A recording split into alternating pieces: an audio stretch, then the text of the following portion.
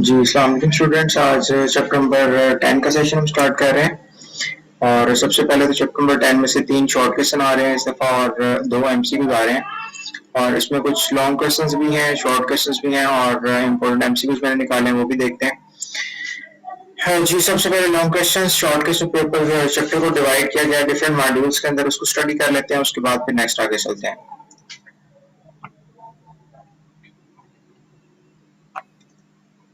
जी, ये चैप्टर की कुछ डिवीजन की गई है जिसको प्रॉपरली आपने एक एक चीज करके तैयार करनी है। इनपुट आउटपुट का चैप्टर है और इसमें स्टैंडर्ड फंक्शन जो हम इस्तेमाल कर चुके हैं, स्टैंडर्ड हाइटर फाइल का पार्ट है स्टैंडर्ड इनपुट एंड आउटपुट का, प्रिंटफ फंक्शन और स्कैनर फंक्शन जो स्टैंडर्ड है। उसके बाद एस्केप सीक्वेंस का इंपॉर्टेंट क्वेश्चन इस चैप्टर के अंदर बनता है और क्योंकि इसमें लॉन्ग नहीं आ रहा, शॉर्ट आ रहा है, दैट्स व्हाई लॉन्ग क्वेश्चंस के अंदर से भी शॉर्ट बन के आने हैं, इसको आपने केयरफुली प्रिपेयर करना है। सबसे पहले फॉर्मेटेड आउटपुट फंक्शन कौन सा है, जो कि प्रिंटफ फंक्शन ब्रैकेट में लिखा हुआ है। उसके बाद स्टैंडर्ड आउटपुट क्या होती है, जो भी चीज आप आउटपुट पे दिखाते हैं दैट इज कॉल्ड जो भी चीज आउटपुट डिवाइस पे डिस्प्ले की जाएगी दैट इज कॉल्ड आउटपुट। और स्टैंडर्ड आउटपुट से क्या मुराद है, क्योंकि प्रोग्राम की आउटपुट मोस्टली हमारी मॉनिटर पे डिस्प्ले होती है, दैट इज वाई जो भी चीज मॉनिटर पे दिखाई जाएगी प्रोग्राम के अंदर that is called standard output. उसके बाद फॉर्मेट स्पेसिफायर क्या है, %d है, %c है, %f है और %s है। चार आपने स्टैंडर्ड कर लेने फॉर्मेट एग्जांपल के तौर पे। और फॉर्मेट स्पेसिफायर क्या है, according to which value will be displayed using printf function और read from the keyboard using scanner function, according to which value will be displayed और रीड फ्रॉम द कीबोर्ड। और percent साइंस से start होता है, most important MCQs है। उसके बाद में फील्ड बिट स्पेसिफायर डिस्कस करेंगे आगे जाके, उसको प्रैक्टिकली आपको समझाता भी हूँ। शॉर्ट क्वेश्चन जो अनसीन आएंगे उसके अंदर आपको डिस्क्राइब करूंगा। %4d है, %3.5f है, इस तरह की फील्ड बिट होगी। इसमें नंबर ऑफ कॉलम्स की बात की जाएगी, तो आउटपुट दिखाने के लिए कितने कॉलम इस्तेमाल किए जाएंगे। मोस्ट इंपोर्टेंट क्वेश्चन गेट सीएच और गेट सीएच का डिफरेंस आ जाता है।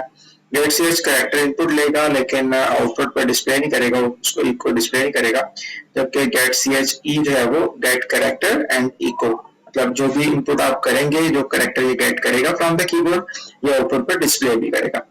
इसका प्रैक्टिकल लुक करके भी देखेंगे। नंबर सेकंड पे एस्केप सीक्वेंस लॉन्ग क्वेश्चन बनाया हुआ है यहाँ पे और एस्केप सीक्वेंस की डेफिनेशन आपने अच्छी तरह से याद कर लेनी है। मोस्ट इंपोर्टेंट शॉर्ट क्वेश्चन है। उसके बाद फिर एस्केप सीक्वेंस जो है लाइक \n है, \t है। अब दो तरह से क्वेश्चन आ सकता है, एक तो लॉन्ग क्वेश्चन के अंदर की डेफिनेशन जो है वो आ सकती है, उसके बाद शॉर्ट क्वेश्चन के तौर पर जो दो तीन खुद से एस्केप क्वेश्चन के नाम बता देगा, \n है, \t है, \b इस पे नोट लिखते हैं, या any 2 और 3 को भी कह सकता है कि किसी 2-3 पे नोट आप एग्जांपल के साथ लिखते हैं। तो कंप्लीट क्वेश्चन आपको तैयार करना होगा अगर आपने शॉर्ट क्वेश्चन अटेम्प्ट करना है तो। बट इस कैरेक्टर इनपुट फंक्शन का कौन सा वाला है, गेट कैरेक्टर है और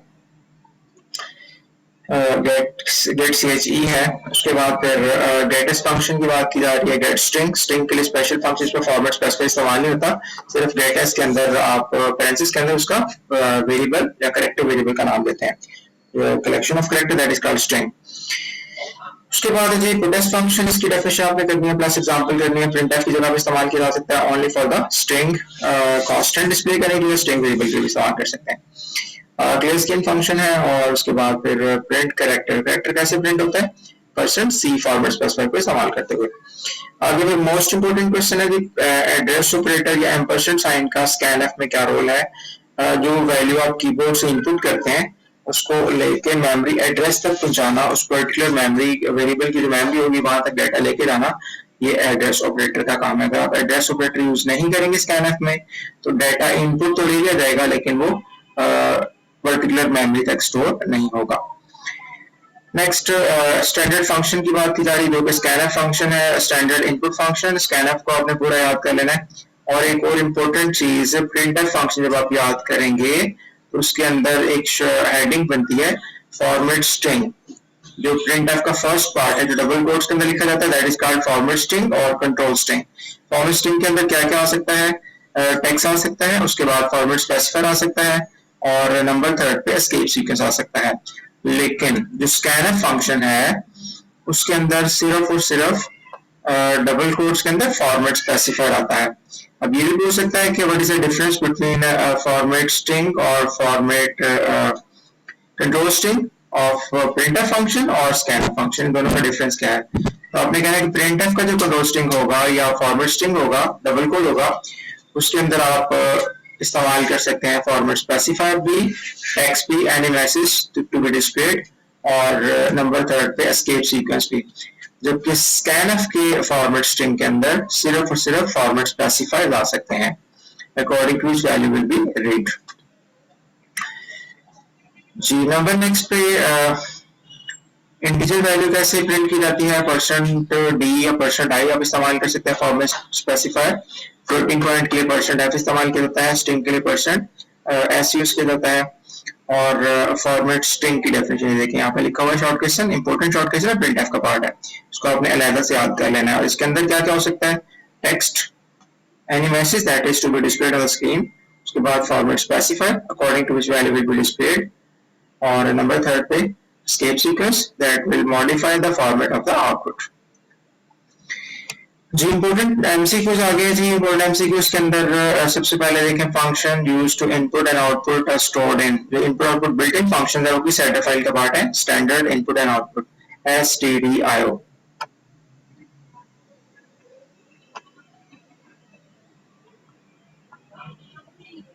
जी standard input and output, STDIO stand for standard input and output.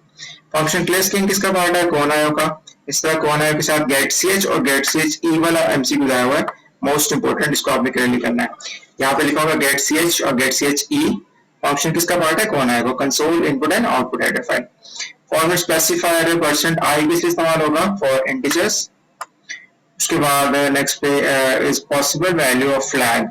Flag क्या हो सकता है, माइनस भी हो सकता है। जो फील्ड विड्थ हम इस्तेमाल करेंगे उसमें पॉजिटिव भी वैल्यू हो सकती है, नेगेटिव भी हो सकती है, और स्पेस खाली भी आ सकता है, दैट इज ऑल ऑप्शन आएगा।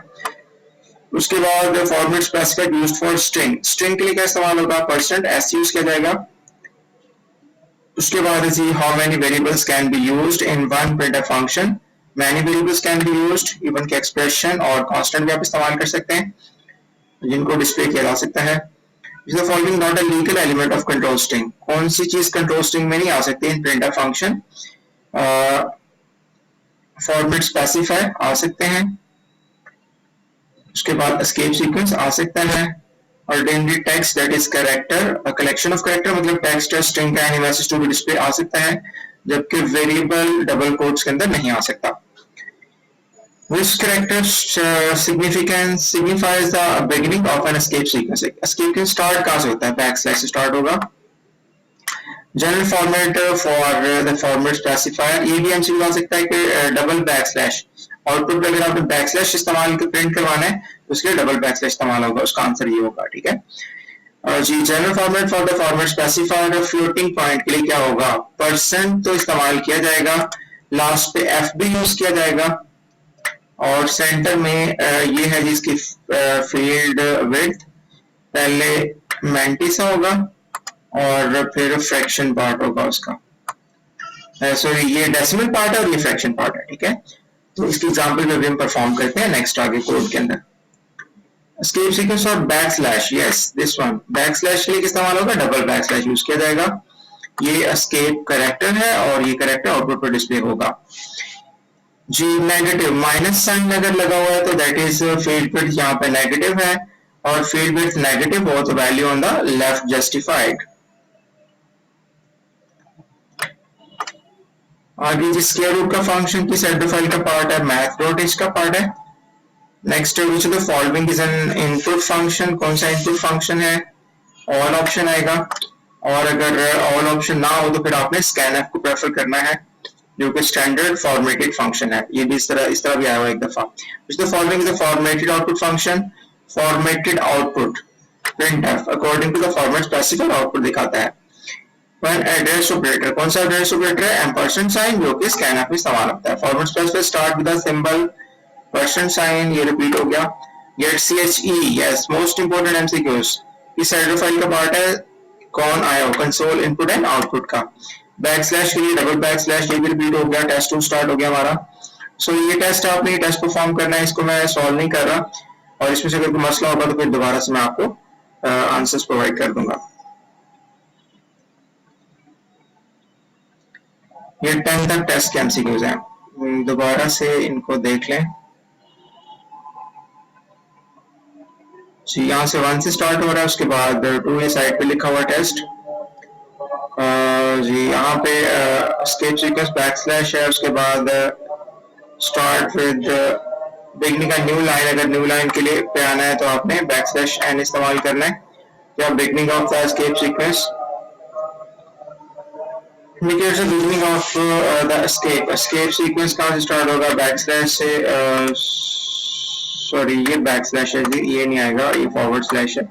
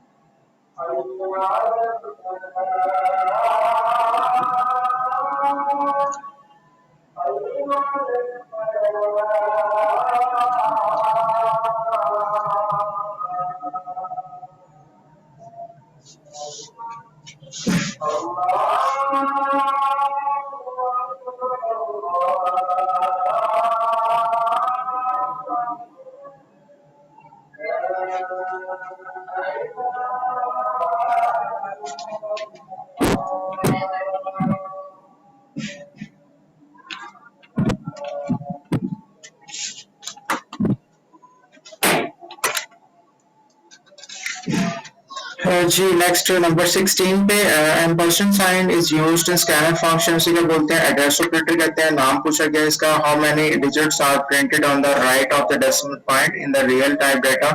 रियल टाइम फ्लोटिंग पॉइंट की बात की जा रही है, 6 डिजिट प्रिंट हो सकते हैं इसके अंदर। परसेंट एफ आप यूज करते हैं बाय डिफॉल्ट टर्बो के कंपाइलर के अंदर। Which the following escape sequence used for beep, beep के लिए बैकस्लैश ए अलार्म इसको बोलते हैं। Format specifier used for the floating point data, percent F इस्तेमाल किया जाएगा। Format specifier used for the short decimal की बात की जा रही है, शॉर्ट इंटीजर की बात की जा रही है, परसेंट डी। उसके बाद फिर कैरेज रिटर्न बैकस्लैश आर से आएगा, एस्केप सीक्वेंस है। One optional in the printer function, printer function के अंदर वेरिएबल जो है वो ऑप्शनल्स हैं, मींस के फॉर्मेट स्ट्रिंग जो है वो लाजमी आपको देना पड़ेगा। Constants, variables और in the printer function, arguments और optional, मतलब कॉमा के बाद जो सेपरेट की जाती चीजें वो ऑप्शनल हैं, वो आ भी सकती है नहीं भी आ सकती है, ठीक है। उसके बाद number next which following used address operator के तौर पे कौन सा इस्तेमाल, सिंबल की बात की जा रही है। Format specifier for the output is %d for integer, %f for the float, %s for string, %c for character, all option आएगा जी। नेक्स्ट मोस्ट इम्पोर्टेंट आंसरिंग जो है वो उसको देख लें जरा, ये लॉन्ग क्वेश्चन तो नहीं आ रहा पेपर में, इसको ड्रॉप कर देते हैं आगे। फिर जी आउटपुट कोड बताना है आपने, ये देखें जिसको प्रिंट करना आपने आउटपुट दिखानी है। ए की वैल्यू 8 है, बी की वैल्यू यहाँ पे ए की वैल्यू चेंज कर दी गई है। देखें जी ए जो है वो उसमें 3 ऐड होके दोबारा नई वैल्यू जो होगी वो यहाँ पे हम थोड़ा रफ वर्क कर लेते हैं। ये ए की मेमोरी है उसमें 8 स्टोर किया गया और नेक्स्ट स्टेटमेंट में 3 उसमें ऐड कर देगा, that will be 11 because variables are the quantities which values can be changed during the program execution, ये पढ़ा था हम लोगों ने। आगे %d फॉर्मेट स्पेसिफायर डी यहाँ पे निकलेगा और इसकी वैल्यू प्रिंट करेगा ए की, और आउटपुट पे क्या प्रिंट होगा 11 प्रिंट हो जाएगा, ठीक है।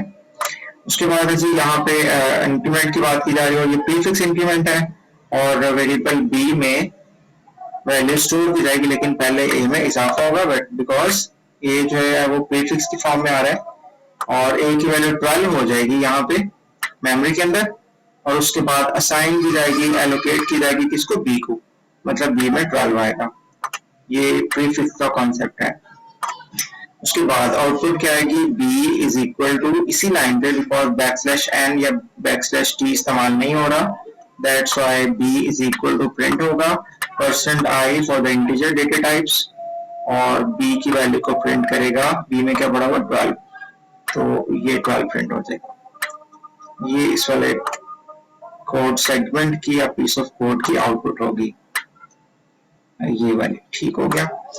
उसके बाद है जी यहाँ पे आउटपुट दिखानी है, और फ्लोटिंग पॉइंट का डाटा हमारे पास है, वेरिएबल ए कैपिटल है, उसमें कुछ डाटा स्टोर किया गया, printf a is equal to area is equal to as it is print होगा, क्योंकि ये टेक्स्ट है, स्ट्रिंग है, डबल कोट के अंदर लिखा हुआ है, वो एज इट इज प्रिंट हो जाएगा, area is equal to, right. उसके बाद थोड़ा सा समझने वाला कोड है, उस पर हम फोकस करते हैं जी। इसमें फील्ड विड्थ गिवन है, हमने पढ़ा था m.n, ठीक है, तो ये m हो गया और ये n हो गया, पहले परसेंट लास्ट पे f, that is called floating point. Field width क्या बता रही है कि number of digits after decimal point, ये पार्ट बताता है कि इशारे के बाद हिस्सों की तादाद कितनी होगी। पॉइंट 2 मतलब 2 डिजिट दिखाने हैं और इसको ड्रॉप करना है, इसको ट्रंकेट करना है, और जब इसको ड्रॉप किया जाएगा तो अकॉर्डिंग टू द रूल्स यहाँ पे हम इसको कैसे लिखेंगे, 2.5 और आगे जो 4 है वो भी 5 हो जाएगा, 1 ऐड कर देगा बिकॉज हमने ड्रॉप किया है, ट्रंकेट किया है, वो 5 और 5 से ग्रेटर है, दैट इज 6। ये चीज आपने प्रिंट करनी है, लेकिन आपके पास कॉलम्स कितने हैं, फील्ड विड्थ क्या है, नंबर ऑफ कॉलम्स, आउटपुट दिखाने के लिए कितने कॉलम है, 5 कॉलम्स हैं, एक कॉलम ये यूज करेगा, एक डेसिमल पॉइंट यूज करेगा, एक 5 यूज करेगा, एक 5 यूज करेगा, 4 कॉलम इस्तेमाल किए जाएंगे। एक बॉक्स आपने यहाँ पे एम्प्टी दिखाना है, और हमने देखा यहाँ पे कि फील्ड विड्थ पॉजिटिव है, it means value will be on the right justified, तो ये वैल्यू हम राइट साइड पे लिख रहे हैं, बॉक्स लेफ्ट साइड पे आ रहा है, 2.55 आउटपुट पे आएगा।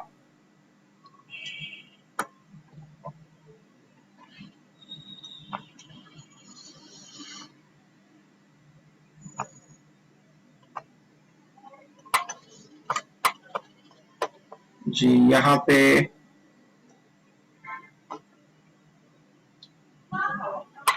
5 प्रिंट होगा और यहाँ पे 5 प्रिंट होगा। ये है जिसकी आउटपुट, छोटा सा कोड था लेकिन छोटा सा कॉन्सेप्ट इसमें इंक्लूड है। इसमें number of decimal points, number of digits after decimal point, और उसके बाद फील्ड विड्थ हमारे पास कॉलम्स कितने गिवन है। जी नेक्स्ट देखेंगे, यहाँ पे सिंपल सा कोड है लेकिन ये फील्ड विड्थ नेगेटिव है, इंटीजर्स की बात की जा रही है, और अगर फील्ड विड्थ नेगेटिव हो तो value will be on the left justified, तो वैल्यू लेफ्ट साइड पे आएगी, मतलब 3 प्रिंट होगा, उसके बाद 2 प्रिंट होगा और 1 प्रिंट होगा। ये 3 डिजिट्स हैं, कॉलम 4 है हमारे पास, दैट्स व्हाई आपने लास्ट पे एक बॉक्स डिस्प्ले करना है, क्योंकि वैल्यू हमारी लेफ्ट साइड पे जस्टिफाई हुई है, reason because field width negative थी। उसके बाद नेक्स्ट एस्केप सीक्वेंस का कॉन्सेप्ट है, इसमें पंजाब प्रिंट होगा पहले, उसके बाद नेक्स्ट लाइन पे बैकस्लैश आएगा, नेक्स्ट लाइन पे कर्सर जाएगा, पाकिस्तान प्रिंट होगा, उसके बाद उसी लाइन के आगे हेलो प्रिंट होगा, और नेक्स्ट जब हेलो प्रिंट होगा तो कर्सर होगा हमारा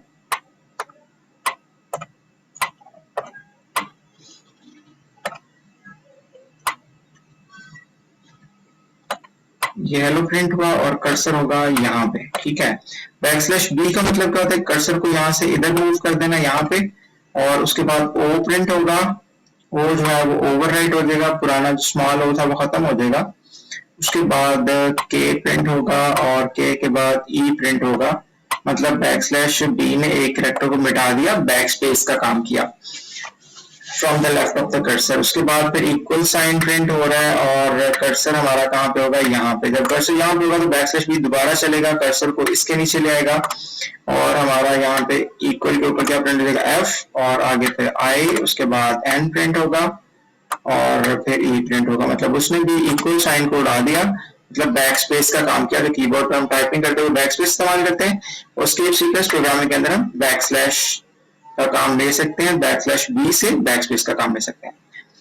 ये है जी कुछ कोड आउटपुट्स। उसके बाद फिर एमसीक्यूज हैं, चैप्टर नंबर 10 पे आते हैं, जो ऑलरेडी आपको बता चुका हूँ कि स्टैंडर्ड इनपुट है, इनपुट का भी आ सकता है, स्टैंडर्ड आउटपुट है, सिंपल आउटपुट आ सकता है। उसके बाद फॉर्मेट स्पेसिफायर है, फील्ड स्पेसिफायर है, गेट सी है, गेट एस है, पुट एस है, क्लियर स्क्रीन है और ampersand sign most important MCQs है।